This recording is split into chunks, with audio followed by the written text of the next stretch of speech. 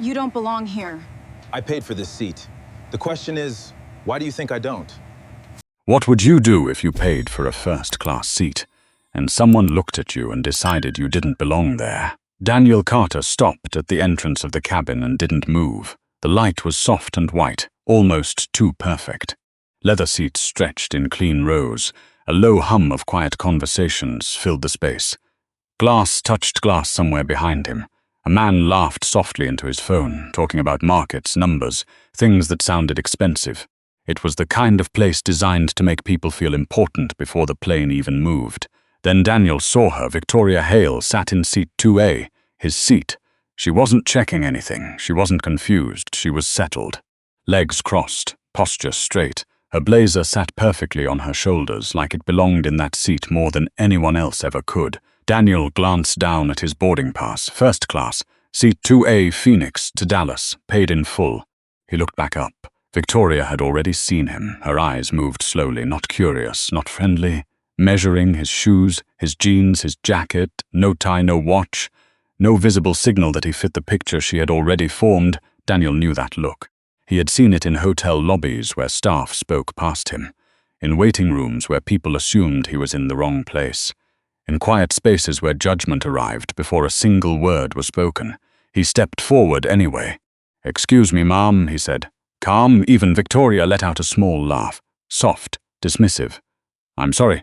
Daniel held at his boarding pass, steady hand, no hesitation. Seat 2A. She didn't reach for it. "No," she said, leaning back as if the conversation bored her already. "This is my seat. I always sit here." Behind Daniel, the boarding line slowed. A suitcase wheel dragged softly across the carpet. Someone shifted, waiting, watching. From the galley, Emily Ross turned her head. She had been doing this job long enough to recognize tension before it turned into paperwork. Her eyes moved quickly. The woman, confident, controlled. Then the man in the aisle. Quiet, still, not backing away. She walked over with a practiced smile. "Is there a problem here?" Victoria turned immediately, as if she had been waiting. "Yes, this man is harassing me over a seat." Daniel didn't raise his voice. "My boarding pass says 2A. I asked her to check hers." Emily reached out. "May I see both boarding passes?" Victoria unlocked her phone with a sharp motion and held it out. Emily glanced down 3C. For a brief second, everything became clear. Simple. Clean, undeniable. Daniel saw it register in her eyes, so did Victoria. But clarity doesn't always lead to action. Emily looked up. Her smile returned too quickly. "Mr. Carter, I understand this is frustrating." Daniel studied her face, the shift, the hesitation, the decision being made behind her eyes. "No," he said quietly. The cabin seemed to pause. "It isn't frustrating. It's simple." The words settled into the air and didn't leave, because in that moment, something changed. This was no longer about a seat. It was about who gets asked to move. The word simple did not settle. It stayed in the air, clear, uncomfortable. Victoria's fingers tightened slightly around the edge of the armrest. She leaned back deeper into the seat, as if pressing herself into the space would make it hers again. "I will not be spoken to like this," she said, louder now. Daniel didn't raise his voice. "I'm not speaking to you any differently than you're speaking to me." Emily felt the shift. It wasn't loud, it wasn't dramatic, but it was real, the kind of moment where a routine situation starts turning into something that doesn't go away. She glanced down again at the screen in her hand, 3C, then at Daniel. 2A. There was no confusion. "Sir," she said carefully, lowering her tone, "we do have other first-class seats available. I can move you and offer compensation for the inconvenience." There it was, not a correction. A substitution. Daniel held her gaze. "You're asking me to move?" Emily hesitated, just long enough for everyone watching to notice. "I'm asking for your cooperation so we can get everyone seated and depart on time." Behind them, a man in a grey suit leaned slightly into the aisle. Not enough to interrupt, just enough to hear. Across from him, an older woman folded hands in her lap, her eyes steady, reading the room. Daniel exhaled slowly. "No," one word, quiet, final. Victoria let out a short breath, almost a laugh. "This is exactly the problem," she said. "Everything has to turn into a scene." No one answered her. Daniel slipped his boarding pass back into his jacket. "I paid for seat 2A, he said. "I selected it, I boarded with it. I'm not moving because someone prefers the window." No anger, no edge, just fact. Emily's grip tightened on her tablet. She could feel control slipping, not all at once, just enough. The kind that spreads when people stop looking away. Victoria leaned forward slightly, her voice dropping, sharper now. You know what your problem is? Emily's stomach tightened. Victoria smiled without warmth. You people always think everything is about you. The words landed heavy. A silence followed, not the quiet from before. Something thicker, harder to ignore. The man in the grey suit lowered his phone. The older woman's lips pressed together. 2 rows back, someone lifted their device a little higher, no longer pretending. Daniel didn't react right away. That made it worse. When he finally spoke, his voice was lower. You saw me for less than 30 seconds. His eyes didn't leave hers. You decided who I was. Victoria's expression flickered, just for a moment. Emily saw it, felt it. This wasn't about a seat anymore. Sir, she said quickly, trying to regain ground. Please understand, I'm trying to help. Daniel turned to her. No, Miss Ross.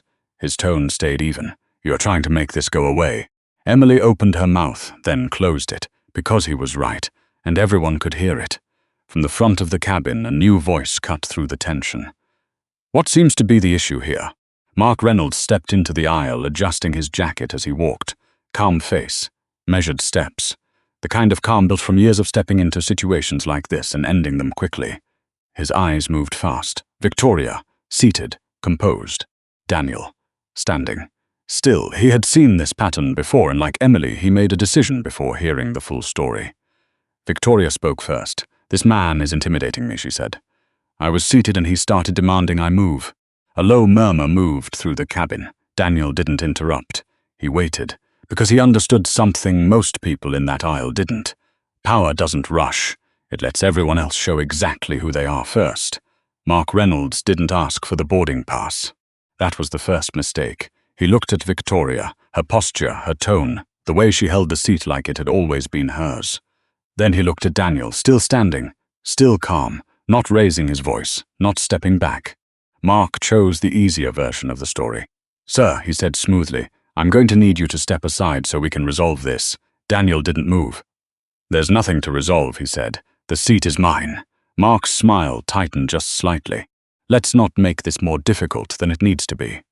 A few heads turned, not just curiosity now, something closer to concern. From across the aisle, the older woman leaned forward just a little. He's not making it difficult, she said quietly. He's asking for his seat. Mark glanced at her, just long enough to acknowledge, then he dismissed it. Ma'am, please remain seated. The words were polite. The tone was not. Daniel watched him carefully, not with anger, with focus. Like a man measuring something he already understood. Mark turned back. Sir, I understand you believe there's been a mistake. There hasn't, Daniel said, cutting in, still calm. He reached into his jacket again and held out the boarding pass. You can read it. Mark took it this time. His eyes moved across the print. Seat 2A, new first class, confirmed. He already knew what it would say. And hers. Emily swallowed. 3C. The truth sat there again. Clear. Verified. Impossible to argue for a moment. Marksmar said nothing. The cabin held its breath. Then he handed the boarding pass back. Mr. Carter, he said carefully, in the interest of keeping this flight on schedule, I'm going to ask for your cooperation. There it was again. Not fairness. Not correction. Cooperation. Daniel tilted his head slightly. My cooperation. Yes, sir, we can seat you in another first-class seat. You'll be fully accommodated. Victoria leaned back, a faint smile returning. Small. Controlled. Certain. Daniel noticed it. So did the man in the grey suit. So did the woman across the aisle. Daniel spoke slowly. You've confirmed I must assign to 2A. Mark nodded once. Yes. You've confirmed she is assigned to 3C. A pause. Yes, and your solution is to move me. The question hung in the air. Mark's jaw tightened. I'm asking you to help us avoid a delay. Daniel looked around the cabin, at the faces, at the phones, at Emily, who could not quite meet his eyes any more than back at Mark. The delay is sitting in my seat. Victoria's head snapped toward him. Excuse me. Daniel didn't look at her. Mark's dropped. Sir, I need you to lower your tone. The older woman spoke again. He hasn't raised it. This time, more heads nodded. Small movements, quiet agreement. Mark ignored it. Mr. Carter, if you refuse a direct instruction from the crew, we may have to involve the captain. The shift was immediate. From service to authority. From conversation to command. Daniel felt it settle in his chest, not as fear, as recognition. He had seen systems do this before, change the language, change the category, turn something simple into something else. He slipped the boarding pass back into his jacket, then he reached deeper, his fingers brushed against his phone. Slow, deliberate. Mark noticed. "Sir, what are you doing?" Daniel looked at him, making sure this is recorded correctly. The words were quiet, but they landed harder than anything before. Victoria's smile faded. Emily's grip tightened on her tablet. The man in the grey suit lowered his phone completely now, no longer pretending. From 2 rows back, a woman stood halfway, holding her device openly. Mark felt the room shifting. "Sir, I'm going to need you to comply." Daniel's hand remained in his jacket. "No." One word. Again, but this time it carried something else, not resistance, finality. Mark stepped closer. "If you do not comply, you may be removed from this aircraft." The word removed moved through the cabin like cold air. A few passengers shifted in their seats. The older woman's face hardened. The man in the grey suit muttered under his breath. For what? Daniel finally pulled his hand out. His phone rested in his palm, screen dark. Not yet. He looked at Mark, then at Emily, then briefly too at Victoria. And when he spoke, his voice was lower than before. "I'm not refusing to cooperate. A beat. I'm refusing to disappear." Silence fell so hard it felt like pressure in the cabin. No one moved. Even the low hum of the aircraft seemed to fade behind the weight of what Daniel had just said. Mark Reynolds had heard that tone before, not the words. The tone. It didn't come from frustration. It came from experience. From someone who had been in rooms where decisions carried consequences. It unsettled him. "Sir," he said, "firmer now. This is your final warning." The word warning landed differently this time. Not routine, not procedural, personal. Daniel didn't answer right away. He looked past Mark, past Emily, past Victoria, at the cabin, at the people watching, at the phones that were no longer pretending to be hidden. Then he unlocked his screen. The soft glow lit his face. Mark's jaw tightened. "Sir, put the phone away." Daniel ignored him. He scrolled once. Slow, precise, not searching. Selecting, Victoria shifted in her seat. For the first time, something uncertain moved beneath her confidence. Small. But there, because this didn't feel like a bluff. Mark stepped closer. "I am instructing you to comply immediately, or I will call the captain and security." Emily flinched at the word security. Across the aisle, the older woman leaned forward again. For sitting in his own seat, no one answered her. Daniel tapped the screen. The call connected almost instantly. "Carter," a woman's voice said. "Clear." Alert, not surprised, the cabin stilled. Daniel didn't raise his voice. "I'm on a Meridian flight out of Phoenix, first class, seat 2A. A pause, then. Go on, another pause, measured, controlled. Another passenger is in my seat. Crew confirmed my ticket is valid. They confirmed hers is not. They are now asking me to move and have labeled my refusal as non-compliance." Every word landed clean. Like it had been said before, Mark felt something cold settle in his chest. Because this was no longer a conversation. This was a record. The woman on the line didn't hesitate. "Are you safe?" Daniel's eyes flicked briefly toward Victoria. Then back to Mark. "I am being treated as unsafe." Silence. Sharp. Then the voice returned. "Different now. Put me on speaker." Daniel tapped. A sound filled the cabin. "This is Laura Bennett, Chief Operating Officer of Carter Dynamics. Who is the senior crew member present?" The shift was immediate, not visible. Felt. Mark swallowed. "This is Mark Reynolds, cabin manager." "Not here yet." "Then you will answer, Mr. Reynolds." Her voice didn't rise. It didn't need to. "Did your crew confirm that Mr. Carter is assigned to seat 2A? Mark hesitated. Every phone in the cabin lifted another inch. "Yes." "Did your crew confirm that the other passenger is assigned to 3C? A longer pause. Victoria's hand tightened around her bag. "Yes." "Then explain why your solution is to remove the ticketed passenger from his assigned seat." No one spoke. Not Emily, not Mark, not Victoria. The silence stretched, heavy, unavoidable. The older woman exhaled slowly, because there it was, not confusion, not misunderstanding, choice.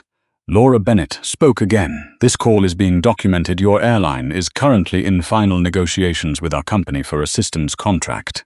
Mr. Carter is the Chief Executive Officer." The words moved through the cabin like a shockwave. Not loud, but absolute. The man in the grey suit sat up straight. Someone whispered under their breath. "You've got to be kidding." Emily's face lost color. Mark didn't move. Couldn't. Victoria blinked once, then again. The room had changed. Completely. because the man they had asked to move, the man they had threatened to remove, was the one who could decide what happened next, and for the first time since this began, no one knew what to say, no one moved. Not immediately. The silence stretched longer than it should have, long enough for people to feel it in their chest, long enough for the moment to stop being a situation and become something else entirely. On the phone, Laura Bennett didn't fill the silence. She let it sit, because silence, when it follows the truth, has a way of exposing everything people were trying to hide. Mark Reynolds cleared his throat, but the sound came out thinner than he expected. "Miss Bennett," he said, "there may have been a misunderstanding." Daniel didn't react. Across the aisle, the older woman let out a slow breath. Not relief. Recognition. Laura's voice came back sharper now, not louder, just clearer. There was no misunderstanding. "Your crew verified both assignments. I'm asking you to explain your decision." Victoria shifted in her seat. The leather creaked beneath her. It was the first uncontrolled sound she had made since this began. "I didn't know," she said suddenly. Her voice lower now, not directed at anyone in particular. "I didn't know who he was." Daniel turned his head. That was never the problem. 6 words, no volume, no force. But they cut deeper than anything else said in that cabin. Victoria froze. The meaning settled slowly, heavier with every second. Emily looked down at her tablet, but the screen had blurred. She blinked hard, steadying herself, but the feeling didn't go away. Because she had known. From the moment she read the boarding passes, and she had still chosen the easier path. Mark exhaled, straightening his posture as if trying to rebuild something that had already collapsed. "Mrs. Hale," he said, "your assigned seat." Victoria's head snapped up. "Excuse me?" "Seat 3C, Mark repeated. A flicker of disbelief crossed her face. Then something sharper. Anger, embarrassment. "After all this, you're asking me to move?" From across the aisle, the man in the grey suit spoke quietly. "You were always supposed to move." Victoria ignored him. Her eyes searched Mark's face, looking for the version of him from a minute ago, the one who had backed her without question. He wasn't there anymore. Emily stepped forward quickly. "Mom, we'll help you with your belongings." Victoria didn't move. Her fingers tightened around her handbag, then loosened, then tightened again. For a moment it looked like she might argue, might push back, might try to hold on to the space she had claimed, but the room had changed. Too many eyes, too many phones, too much truth. Slowly she stood. The movement was stiff, careful, as if standing too fast might make something break. She picked up her bag, adjusted her blazer, tried to gather what was left of her composure. When she stepped into the aisle, she was close enough to Daniel to feel the space between them. "I didn't mean anything by it," she said quietly. Daniel didn't soften. "Intent doesn't change impact." She swallowed. Then she walked, past the watching faces, past the quiet judgment, toward a seat that had been hers all along. Emily turned back quickly, almost too quickly. "Mr. Carter," she said, "your seat is ready." Daniel looked at her. There was no anger in his expression. That made it harder. "Thank you," he said. "Nothing more." He sat down. The leather creaked softly beneath him. The window beside him caught the late afternoon light and bright and steady. For a moment, no one spoke. Then Laura's voice came through the phone again. "Please confirm that Mr. Carter is now seated in his assigned seat." Mark nodded before realizing she couldn't see him. "He is seated in 2A, and the delay," she continued, "was the result of your crew asking the correct passenger to move." Mark hesitated. The truth sat there again. This time there was nowhere to hide it. Yes, Emily closed her eyes for a brief second. Across the aisle, the older woman leaned back slowly, not sass but settled, because something had been corrected. Not perfectly, not cleanly, but enough to matter. Daniel ended the call without another word. He placed the phone on the armrest and looked out the window. The jet bridge was still attached. The plane hadn't moved, but everything inside it had. The silence didn't break all at once. It unraveled, a quiet breath in row 4, a soft whisper near the aisle, the subtle shift of people returning to themselves after witnessing something they hadn't expected to see. Then the phones came down. Not all of them, just enough. Emily Ross moved first. She stepped into the aisle holding a tray she didn't need. Her hands were steady, but only because she forced them to be. She stopped beside Daniel and placed a glass of water on the armrest. Then she adjusted it. Once. "Mr. Carter didn't," she said quietly. Daniel turned his head. I'm sorry, the words were simple. No script. No polish. That made them heavier. Daniel held her gaze for a moment. Then he nodded. Acknowledgement. Emily stepped back. That was more than she expected. Across the aisle, the older woman leaned forward again. My name is Helen, she said, her voice calm, steady. I just want to say you handled that with more grace than most people would. Daniel turned slightly. Thank you, Mom. A beat passed. The man in the grey suit lifted his phone halfway, then lowered it again. I recorded most of it, he said. If you need it. Another voice from behind. Me, too. A third followed. It spread quietly. Same here. Not loud, not dramatic, just people offering what they had. Daniel looked around the cabin. At their faces. At the shift. I appreciate that, he said. But I hope the airline reviews its own records first. Emily heard it. So did Mark, because that meant something else. Not just what was seen, what was logged, what could not be erased. Mark Reynolds stood near the galley, tablet in hand, but his thumb hadn't moved in several seconds. The screen glowed, waiting. He knew how reports worked. Every action, every decision, time stamped, stored, and now those records mattered. More than the moment, more than the delay. From the front of the cabin, a new presence appeared. A woman in a charcoal suit stepped through the boarding door, late 40s, composed, focused, the kind of presence that didn't need introduction. Behind her, a man followed, early 50s, watching everything. They didn't look at the passengers first, they looked at Daniel. Mr. Carter, the woman said, stopping beside his seat. I'm Alison Grant, Vice President of Customer Integrity. The title settled into the air. We've been informed of an incident on this aircraft. I want to apologize. Thank you, no more, no less. Alison nodded once, then turned. Mr. Reynolds, Miss Ross, we need to speak in the galley. Mark moved immediately. Emily followed. No hesitation now, no argument, because the tone had changed again. From internal control to external accountability. As they passed, Emily slowed for just a second. She looked at Daniel, not as a passenger, as a person she had failed. Then she kept walking. 2 rows back, Victoria Hale sat in seat 3C still. Her hands rested too tightly in her lap. Her posture was perfect again. But it wasn't the same. Perfection can hide confidence. It cannot hide realization. She stared at the back of Daniel's seat, at the headrest, at the space she had tried to claim. Her voice came out softer this time. Mr. Carter. Daniel didn't turn immediately. Then he did. She swallowed. I'm sorry. The words were careful, measured. But something real sat underneath them now. Something stripped down. I shouldn't have assumed. Daniel held her gaze. For a moment, the cabin disappeared again. Just 2 people. One who had been dismissed. One who had dismissed. You're right, he said. She nodded quickly, almost relieved. Then he added, you shouldn't have. No anger, no lecture. Just truth. It settled deeper than anything else. Victoria looked down at her hands, because for the first time that day she wasn't thinking about the seat. She was thinking about the moment before the words, the look, the decision, the story she had written in her head, and how easily she had believed it. The cabin door remained open, the jet bridge still attached, time had stretched. But something else had shifted with it, not just for the airline, for everyone who had watched, because sometimes the lesson doesn't come from being told, it comes from being seen and not looking away. The galley door stayed closed longer than anyone expected. Not seconds, minutes, long enough for the cabin to settle into something quieter, not calm, not yet. But quieter. Daniel remained still in seat 2A. He didn't check his phone, didn't look around.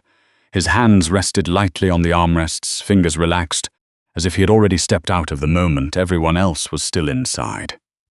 But he hadn't. Behind the closed door, voices moved in low tones, quick, controlled, urgent.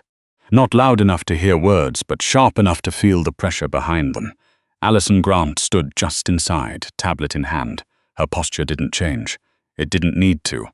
People adjusted around her. Mark spoke first. We were trying to avoid escalation.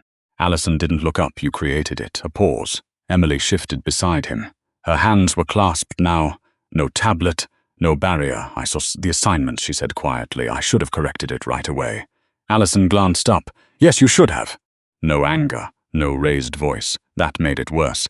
Mark stepped in again. We offered him another seat. Compensation. Alison's eyes settled on him. You offered the wrong person a solution. Silence. Behind them, a man in a dark suit rubbed his forehead slowly. He had seen situations like this before. Small at first, then bigger, then public. This one had already crossed that line. Allison tapped the screen once. "The aircraft will remain at the gate," she said. "We are initiating an immediate review." Mark's head lifted. At the gate. Passengers heard that. A ripple moved through the cabin. The man in the grey suit leaned into the aisle. "What does that mean?" No one answered him. But everyone understood this was no longer internal. This was official. Back in seat 3C, Victoria closed her eyes for a brief moment. The weight had settled in now, not embarrassment, consequence.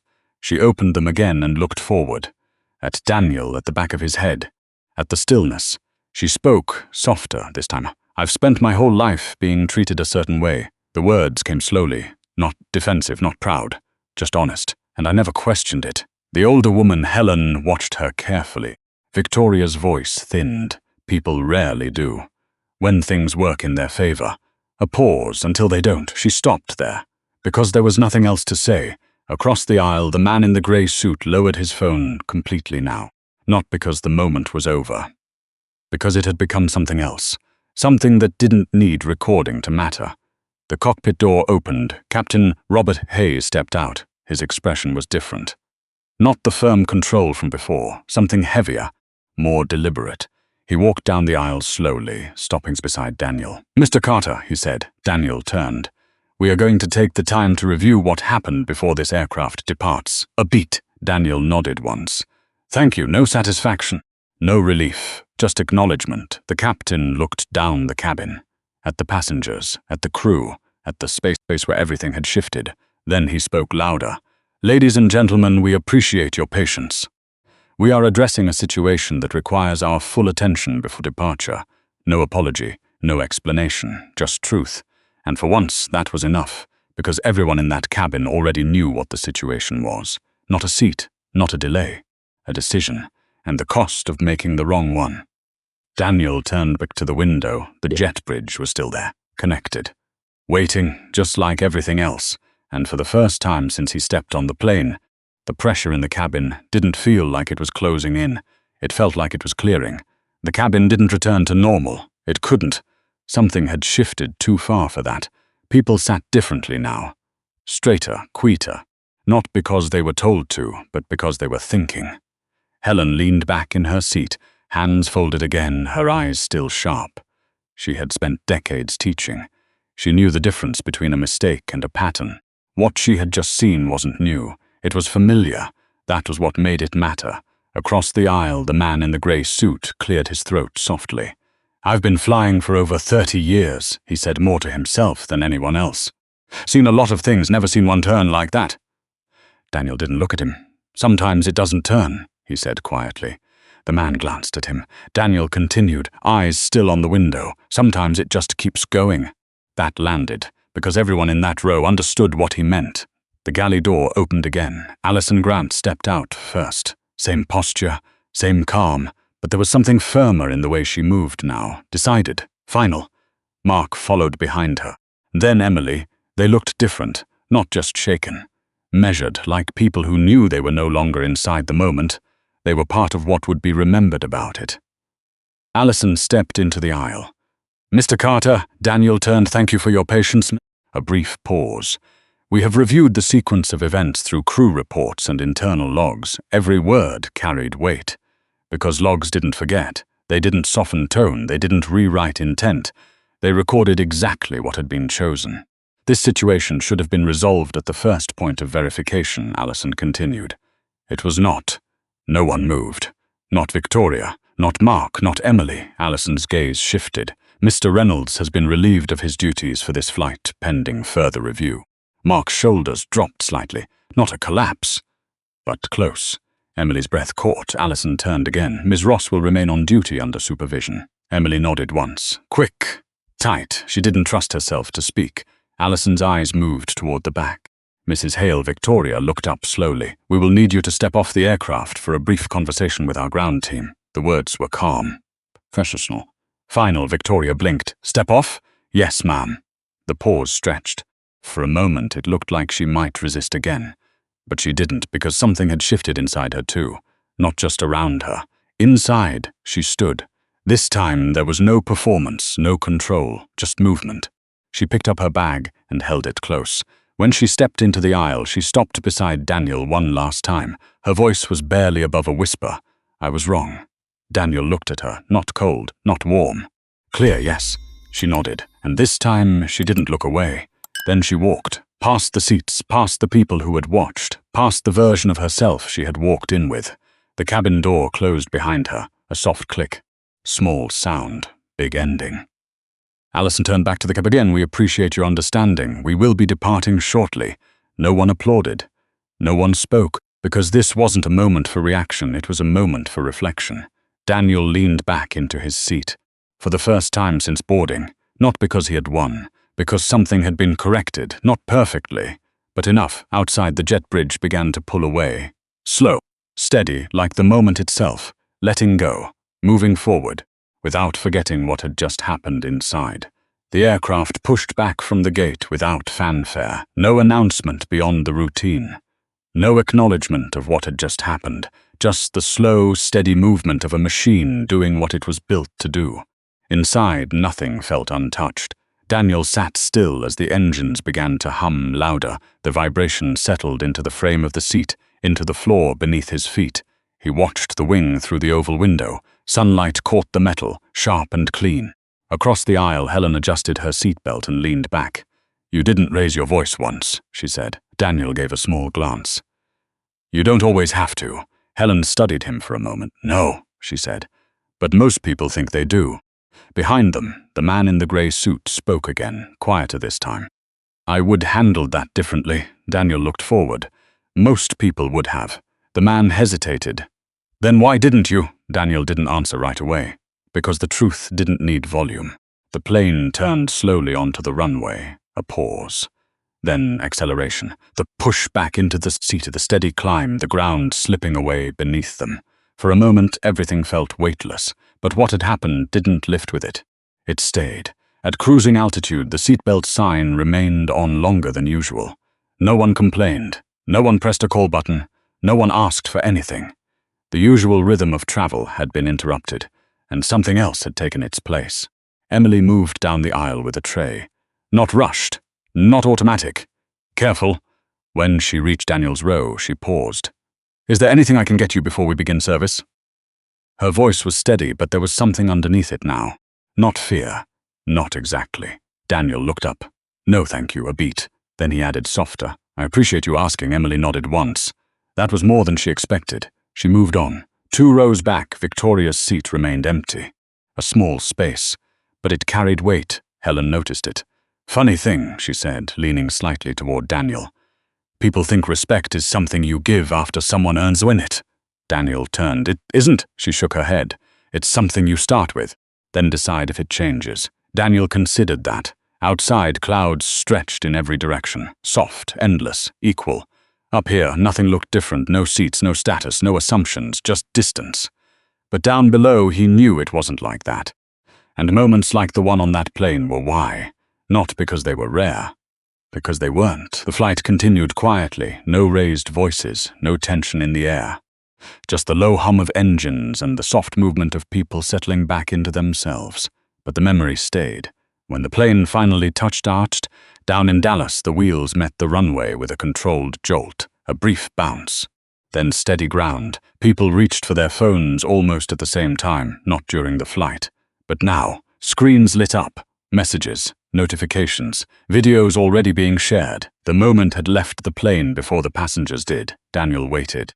He didn't rush to stand, didn't reach for the overhead bin. He let others move first. No urgency, no need. When he finally stepped into the aisle, the energy around him was different, quieter, respectful. No one stopped him, no one asked questions. They didn't need to, they had seen enough. As he walked toward the exit, Helen caught his eye. "Safe travels," she said. "You too, Mom." She held his gaze for a moment. "You reminded people of something today." Daniel tilted his head slightly. "What's that?" She smiled. "Faint but certain, that dignity doesn't ask for permission." Daniel nodded. Then he stepped off the plane, back into a world where moments like that didn't end when the door opened. They followed you, or changed you, depending on whether you were willing to see them. The airport air felt different, cooler, quieter, honest. Daniel stepped off the jet bridge without rushing. No escort, no announcement, just another passenger moving through a space that had already moved on. But the moment hadn't. It was waiting for him at the gate. Two people stood just beyond the exit. Not in uniform. Not casual either, dark suit, still posture, watching the door the way people do when they're expecting someone important. They saw him immediately. "Mr. Carter," one of them said, stepping forward. "I'm Peter Walsh, Regional Operations Director. This is legal counsel." Daniel nodded once. Peter's expression was controlled, but the tension sat just beneath it. "We want to formally apologize for what occurred on that flight."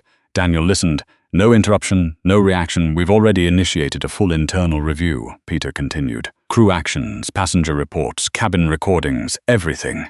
Daniel met his eyes. "Good." A pause.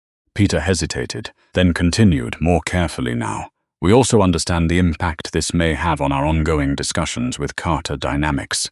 There it was. No more hiding behind procedure, no more soft language. Just truth. Daniel held that moment for a second. Then he spoke. "The impact isn't about me."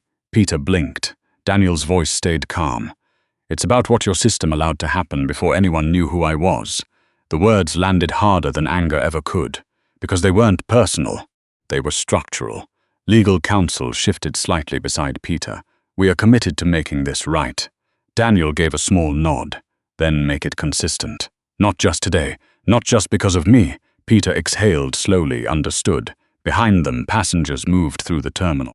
Some glanced at Daniel, some didn't, but the awareness was there, quiet, respectful. No one asked for a photo. No one said his name out loud. They didn't need to. They had seen enough. Helen stepped off the plane a few moments later. She spotted him and smiled. "Safe travels," she said. "You too, Mum?" She paused, then added, "You reminded a lot of people of something today." Daniel tilted his head slightly. "What's that?" She held his gaze. "That dignity doesn't ask for permission." He nodded. She walked on. Daniel stood there for a moment longer, then reached into his pocket and checked his phone. Messages stacked across the screen. His team, executives, people who had already seen the video. He locked it again without opening anything. Because the outcome had already been decided before any of that. Not by power. By choice, he picked up his bag and started toward the exit. No cameras followed him, no headlines formed in that moment. Just a man walking through an airport like anyone else. But not the same man who had boarded. Outside, the Texas air was warm. Busy, ordinary, cars pulled in, doors opened. Life moved forward. Daniel paused near the curb. For a second. Just long enough to breathe. Then he stepped into it. And if you've ever been in a moment like that, where someone decided who you were before you spoke, where you were asked to step aside to make things easier, maybe the question isn't what you would do. Maybe it's what you would refuse to accept. Because respect doesn't begin when someone earns it. It begins the moment you decide to give it to everyone every time.